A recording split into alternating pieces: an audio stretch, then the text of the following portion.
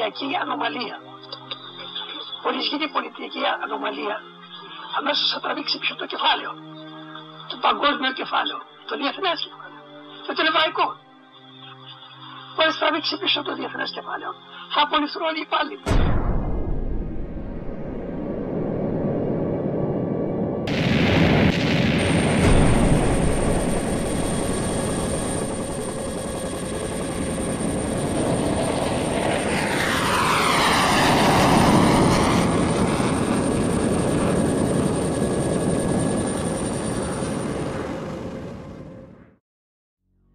Θέλησε να κρατηθεί η Ρωσία, αλλά δεν θα μπορέσει.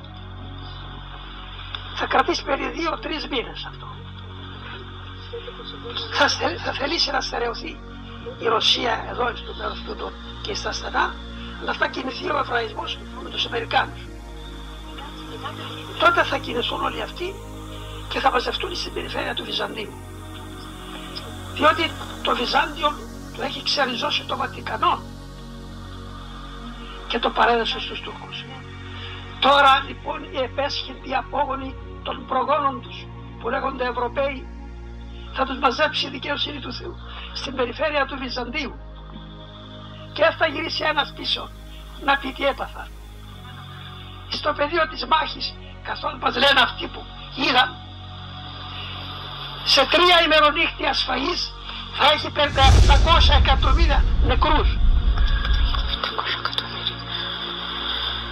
Όχι γυναικόπαινα, άντρες. Τότε θα αρχίσει δηλαδή, καταλάβετε, αυτός ο δεκατέμος όρος. Θα ξεριζωθεί η πόλη όλη. Η παλιά θα μείνει μόνο η Αγία Σοφία. Και τότε θα αρχίσει ο ανακαινισμός. Θα επιστρέψουμε πίσω πάλι στις βάσεις μας. Η Ελλάδα θα φτωχύνει πολύ, αλλά μετά θα κινηθεί. Δεν θα μείνουμε εδώ. Θα επιστρέψουμε πίσω στις βάσεις μας πάλι. Ο Πόντος, η Μικρά Ασία, η Καππαδοκία και η Αϊ Βυθινία. Όλα αυτά δικά μας. Αυτή είναι οι ρίζες των προγόνων μας. Σας είπαμε συντομία αυτά τα οποία γίνονται. Δεν είναι έτσι, είναι κάτι παραπάνω. Αλλά έτσι σας είπα να πάρετε μια εικόνα. Στην πρώτη λέλαπα θα έχει σφαγές, στην πρώτη λέλαπα όχι, στην πρώτη λέλαπα θα είναι ανομαλίες. Στην πρώτη λέλαπα θα γίνει όταν θα ξεκινήσει η Ρωσία και θα ρεχθούν οι Αμερικάνοι και οι Εβραίοι θα θέλουν να σπρώξουν πίσω. Τότε είναι ακριβώς που θα επέμβει. Τότε θα παρουσιαστεί άγγελος εξ ουρανού και θα τους επιβάλλει μέθη. Αυτοί που θα μαζευτούν θα φέρουν και μισθοφόρους οι Αμερικάνοι μαζί. Οι Άπωνες, ξέρω εγώ από εκεί, θα φέρουν μισθοφόρους μαζί.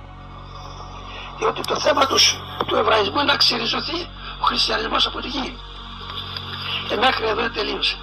Ο χριστιανισμός... Λοιπόν, όταν λοιπόν κινηθούν αυτοί, άγγελος εξ ουρανού θα παρουσιαστεί και θα τους επιβάλλει μέθη αυτούς. Και θα χάσουν τα λογικά τους. Όχι να τρελαθούν, αλλά δεν θα τους εμπνεύσει μίσος, άσποντο, να θέλει να σκοτώσει ένας τον άλλον. Και αυτό σας είπα, σε 3 ημερονύχτια σφαγής θα γίνει όλο αυτό το μακελιό. Τότε θα παρουσιαστεί ο ίδιος άγγελος, αλλά αισθητά, πλέον όχι με φωνή.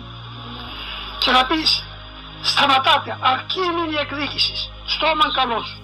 Τότε θα ξυπνήσουν, και είναι λίγοι που έμειναν, θα ξυπνήσουν και θα πούνε τι ήρθαμε εδώ, γιατί σκοτωθήκαμε. Θα γυρίσουν πίσω να επιστρέψουν στις Ευρώπες τους, και είναι λίγοι που έμειναν. Τότε ο άγγελος αυτός, αισθητά μπροστά στον κόσμο, θα αναστήσει αυτούς που κοιμούνται από το Βυζάντιο. Αυτοί που κοιμούνται από το Βυζάντιο, εκκλησιαστικοί και πολιτικοί ηγέτες, θα τους ξυπνήσει ο άγγελος και θα τους δείξει με τον άχτυρο του. Πάρτε τους αυτούς να σας κυβερνήσουν. Τότε θα αρχίσει η ανάπλαση της φυλής, γενικά και της ανθρωπότητας.